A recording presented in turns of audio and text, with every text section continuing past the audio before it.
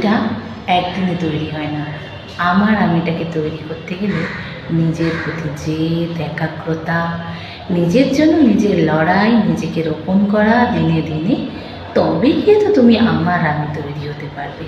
আর এই আমার আমিটাকে রোদে পোড়াও, জলে ভেজো, আরও কত কিনা করতে হয় আমার আমি তৈরি করতে গেলে। তাই নিজেকে তৈরি করতে গেলে রোজ তোমাকে রোপণ করতে হবে, তবে তো তুমি অন্য কিছু সৃষ্টি করতে পারবে।